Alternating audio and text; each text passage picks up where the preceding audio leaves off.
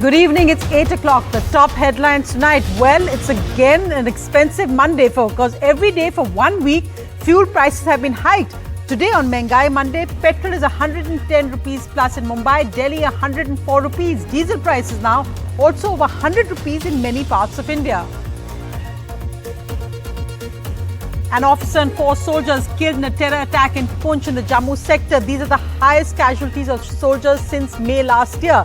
After Taliban-Pakistan alliance in Afghanistan, a rise in terror in Jammu and Kashmir. Home Minister Amit Shah's power meeting on supply shortage. He meets with the coal and power ministers. The government says all is well, no power crisis, but currently UP and Punjab are states facing the worst shortages. In Maharashtra, the state backs a ban. This is over the killing of farmers in Uttar Pradesh, but Sena workers also target auto rickshaws to impose a ban. Sheer hooliganism there. Meanwhile, the UP BJP distanced themselves from the controversial minister and his son, saying that politics doesn't mean you can drive an SUV into a crowd. The BJP holds crucial UP elections meeting today in Delhi with the General Secretary B.L. Santosh and others. No more cargo from Pakistan, Afghanistan and Iran, says Adani Ports. This is after 3,000 kilogram heroin haul. Adani Ports bans any cargo from these places. The next bail hearing for Aryan Khan will only be on Wednesday, as the Sessions Court today says no to his lawyer for an urgent hearing on his bail. His lawyer argues that no drugs were found in his possession. Well, our lead story tonight, it's been 1 week where there's been a daily hike every day of petrol and diesel prices. So today was the 7th straight day of hikes. Petrol is up 2 rupees 5 paise per litre in just 1 week. Diesel 2 rupees 40 paise in Delhi. Let's look at the Indian crude basket, which has crossed $81 per barrel. This looks at the price of various oil products. Let's just look since the beginning of this year. Since the 1st of January this year, petrol is up 25%. It's over 104 rupees a litre in Delhi. While diesel is lower at over 93 rupees, but it's risen faster at 26%. The government's argument is this is because crude has risen almost 50% this year, but this is only partly true. Take a look at what's happened in the last 2 years. In 2020, we began with petrol at 75 and diesel at about 67 to 68 rupees in Delhi. In fact, between January and December, crude prices actually fell about 23%. But because the government and states raised taxes, what you paid for petrol and diesel actually went up, despite that fall, by about 10%. But this year, crude prices have gone up as well and taxes haven't been cut. The combination of both means you're now paying record prices.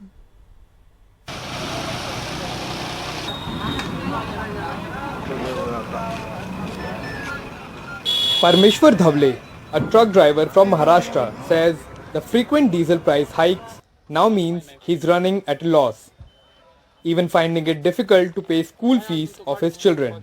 क्या करे, गाड़ी तो चलाना पड़ रहा है, नहीं तो बैंक खींच के लेके जाएगा गाड़ी. डीजल इतना बढ़ गया कि पैसा ही नहीं बच रहा है. Ikramuddin from Amroha, Uttar Pradesh, has been working as a truck driver for the past 2 decades. He says if the situation doesn't improve, he'll be forced to sell his truck and work as a laborer. सरकार को तो कदम उठाने चाहिए इस चीज में.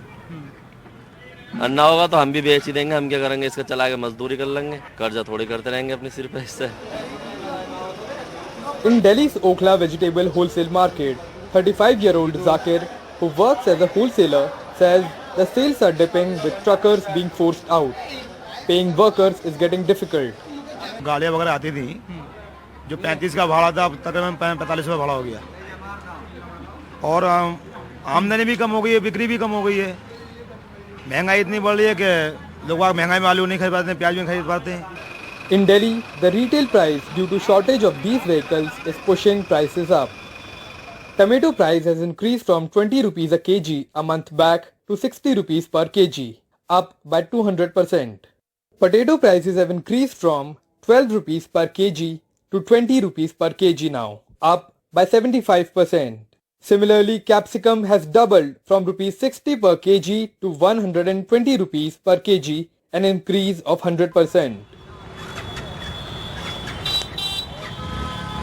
In Hyderabad, low-income families are facing the brunt of the steep hike in petrol and diesel prices. एक दिन में हजार रुपए कमा तुम, कमाते हैं उसमें 400 पेट्रोल की जा रहा, हम 600 में क्या कर रहा, काम घर में पे करना, वो पे करना, पेट्रोल का करना, क्या आ रहा मेरे कुछ भी नहीं आ रहा। ये पहले तो भी 700-800 रुपये मिलता था, अभी दिन भर करने से सिर्फ 500-600 रुपीज़ मिल रहा, अभी उसमें पेट्रोल भी अभी पेट्रोल को भी हो जा रहा है इसमें। However, some of those with higher incomes say the citizens should pay more. We have enjoyed the subsidies from the central government for so many years, especially more during the Congress regime.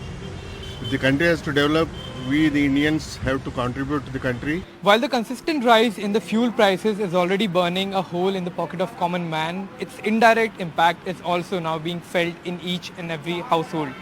And while a common man has several questions, the government appears to be a mute, helpless spectator on this issue of everyday's fuel price hike.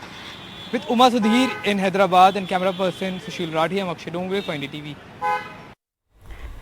Well, from fuel price hikes to power shortages, Home Minister Amit Shah held a high-powered meeting today, meeting with the ministers of coal and of power, Mr. R.K. Singh and Prahlad Joshi. In the hour-long meeting, the three ministers discussed a possible shortage. Remember, the government has said all is well. This as states like Delhi have written to the central government saying that they will run out of power in 2 or 3 days. And also state electricity boards, Tatas and others have sent WhatsApp warning of power cuts. तो यह panic इसलिए हुआ बिना आधार के, चूंकि jail ने एक message भेज दिया, आज के दिन में करीब 4 दिन से ज्यादा का हमारे पास एवरेज स्टॉक है. A day after the union minister said there was no reason to panic, the alarm bells haven't stopped ringing.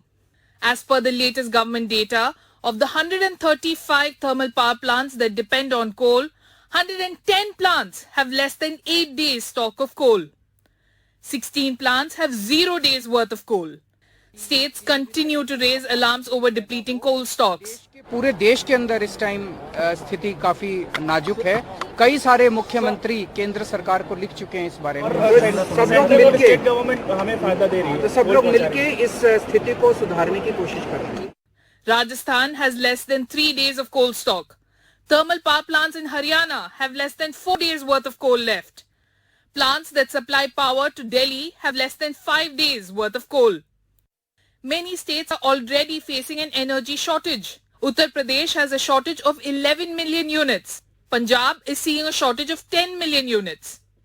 Overall, India's energy crunch has increased by 3 times, from a shortage of 12 million units in 2019, a normal pre-COVID year, to about 35 million units this year. The Union Coal Minister Prahlad Joshi had reassured the country yesterday, tweeting that we had enough coal stock to last us about 24 days. But the coal stock with our thermal power plants have been below the normative required amounts most of this year. If this is not resolved soon, we may be staring at a looming power crisis soon. This is Mariam Alavi for NDTV. Well, interestingly, as there's a shortage pending, the energy stocks have risen in 1 month. Coal India has risen by just over 27%. Then the National Thermal Power Corporation by just over 26%. The Power Grid and GAIL are all up. This as today, the Sensex closed once again at a record high, the third session in a row, closing at over 60,000 today, led by gains in Tata Motors and various banking stocks. The Nifty also closing at a record high there today. Well, in tragic news coming in, 5 soldiers, an officer and 4 soldiers have been killed in a terrorist attack in Poonch in the Jammu sector. These are the highest casualties since May 2020. Observers say that after the Taliban-Pakistan alliance, there's been a rise in terror in Jammu and Kashmir, with new terror groups emerging backed by Pakistan, which have targeted both civilians and the minority community in Kashmir, as well as we see India's brave hearts who died today fighting for India. An anti-terror operation launched in the mountains of Surankot in Poonch district early this morning, facing heavy firing from the terrorists who killed 5 soldiers including a junior commissioned officer today. The most casualties the army has suffered in the last 17 months in Jammu and Kashmir.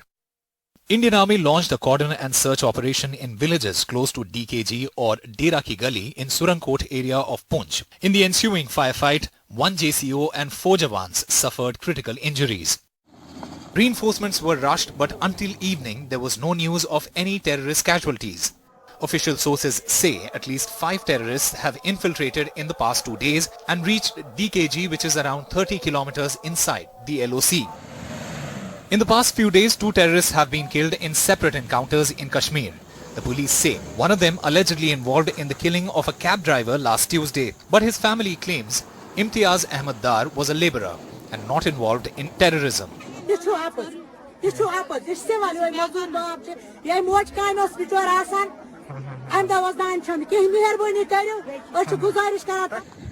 After a spate of recent targeted killings, the police have launched a massive mass crackdown in Kashmir. Over 700 people suspected to have links with separatists have been arrested in the last 4 days.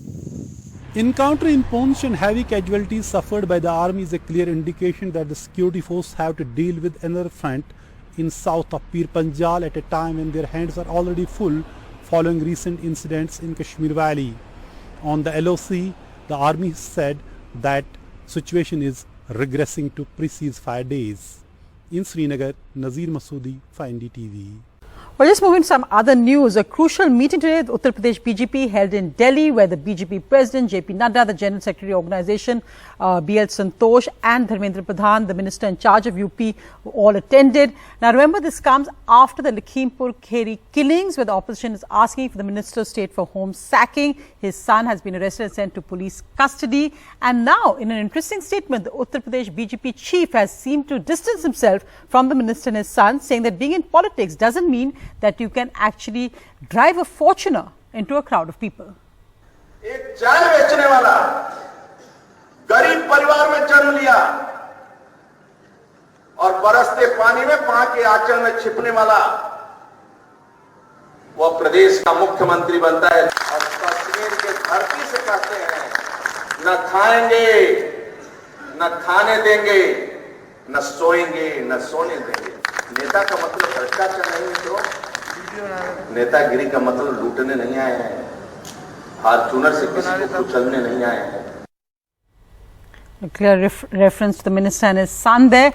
But meanwhile, moving to the other news, Akhilesh has more details on what exactly happened at that UP BJP meeting. So, Mr. Nadda, BL Santosh, Dharmendra Pradhan, all at this meeting. What was on the agenda, Akhilesh? Well, Sonia, we've been told by the sources that this meeting was pre-scheduled. That means it's not that something which has happened suddenly. But of course, it comes at a time when the opposition party, especially the Congress party, has been raising demand and in fact forcing for the resignation of MOS Home Ajay Mishra Teni, and that is why the BJP seems to be under pressure. And although the party says that so far there is no question of his resignation, but the way things are moving in Uttar Pradesh, and especially it's a challenge before the party to maintain balance as far as the caste equation is concerned, and also there are some reports that how some people are trying to create communal tension in especially in the Tarai area of Uttar Pradesh. The way BJP MP Varun Gandhi has pointed it out, that is why the BJP has a big challenge before it for the coming Uttar Pradesh Assembly election, and that is why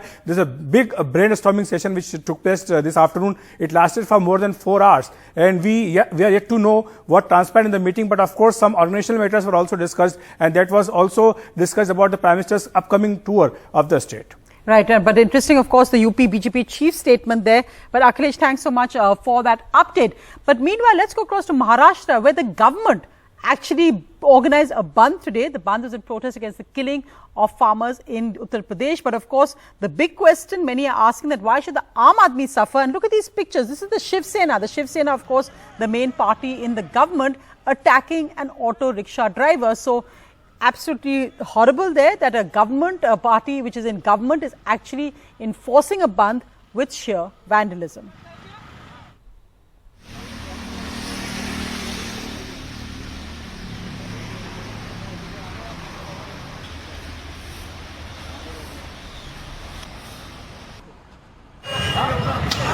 Violence during a strike called by the ruling alliance in Maharashtra. At least 8 government buses were damaged, prompting the others to be fitted with grills. Some alleged that Shiv Sena workers were seen threatening the auto drivers to stop. अभी मैं बड़ा जाने के लिए 2 घंटे से खड़ा हूँ, बस अभी तक आई नहीं है। 1 घंटा हो गया, एक भी बस नहीं है। कभी भी कुछ भी देश पे आपदा आती है तो वो लोग आम आदमी से बोलते हैं कि भाई अपने प्रधानमंत्री राहत कोष में आप पैसा डालो या फिर सीएम फंड में पैसा डालो, मगर आम आदमी की कंडीशन का तो आप सोचो। But the coalition government says it was peaceful and a joint political decision of all 3 parties in solidarity with the farmers in UP's Lakhimpur, where a BJP union minister's son has been arrested for murder. कोई सरकार ने कोई स्थापना बंद नहीं किया है, लेकिन ड्राइवर और स्टाफ काम पे नहीं आए तो निश्चित रूप से गाड़ियां नहीं निकलेंगी और शांतिपूर्वक बंद है। कोई जबरदस्ती का नहीं है, अगर ऐसे है इसलिए तो इसकी में चौकसी हो और जो भी गलती करे उसके ऊपर कार्रवाई हो। Much of India's financial capital looked like this at a time when the economy needs to see a stronger bounce back. The opposition BJP accused the government of hypocrisy. जिस प्रकार से स्टेट स्पॉन्सर्ड टेररिज्म जैसे होती है उस प्रकार का terror तैयार करते हुए ये जो बंद की कोशिश की जा रही है, हम इनकी निंदा करते हैं और ये ढोंगी सरकार है, ये किसानों के साथ बिल्कुल नहीं है। By Monday evening, the 3 parties of the Mahavikas Aghadi government claimed that the Bandh was successful. After 4 p.m. now the shops are also opening, but the big question is, was anything achieved by this Bandh or did this only cause trouble to the common man? In Mumbai, with Rajendra Dayalkar, Sohit Mishra, NDTV. The Adani port said today that the ports it runs will not handle cargo from Iran, Afghanistan and Pakistan starting the 15th of November. This after a huge drugs haul in Adani port in Gujarat when around 3,000 kilos of heroin valued at an estimated 20,000 crores was seized from the Mundra port run by the Adani group. The consignment had come from Afghanistan, one of the largest illegal producers of opium. The seizure made by joint operation with the Customs Department and the Directorate of Revenue Intelligence was valued at around 20,000 crores. It also triggered a huge political battle with the opposition asking how it is that such a large consignment could come into this port and about earlier consignments coming there as well, fueling India's illegal heroin trade. And ironically, of course, the opposition has also been focusing on why there have been no major breakthroughs in this huge Mundra port heroin haul when Aryan Khan, Shah Rukh Khan's son, who had no drugs found in his possession, is still in jail. And today, though his lawyer argued in the Sessions Court asking for an urgent hearing, the Sessions Court has said that his bail plea will only be heard on Wednesday. That means he stays in jail for 3 more days at least. Well, as Durga Puja festivities are on in Kolkata, all the various Durga Puja idols have different messages, and this one, an idol of the goddess that is really gaining lots of attention, is of Ma Durga as a refugee. In fact, from Assam, somebody stuck in the back of a truck in no man's land, actually telling the story of thousands of people living with the real fear of being uprooted and being said they're not citizens anymore. The goddess as refugee, seated on the back of a truck with her 4 children and a tiny idol of Ma Durga on her lap. In her eyes, fear and uncertainty about destination unknown. She is political commentary on the partition of India, the global refugee crisis, and on CAA and NRC, laws that may soon put thousands in the same boat as her. I think this reflects the story told by my grandma long back, you know, the refugee problem when they left Bangladesh and when they were homeless and they used to stay in a detention camp. Mother is reflected over here, very helpless in a detention. Painful, but that's what mom is all about. Last year, at the same place, the same group of artists led by Rintu Das broke hearts with his Ma Durga as a migrant. And no apologies about bringing politics into the puja pandal. It is not a politics, it is a social picture which has been depicted in our Durga Puja pandal. So in the festival, we have tried to portray the current situation, current condition, current feelings of the people. If I don't feel, if it has no meaning. Durga Puja is about fun, frolic, good food and great adda. But it is also about the goddess touching your heart somehow. Here she has, as conscience keeper, lest we forget. With GD Shankar, Monideepa Banerjee, NDTV,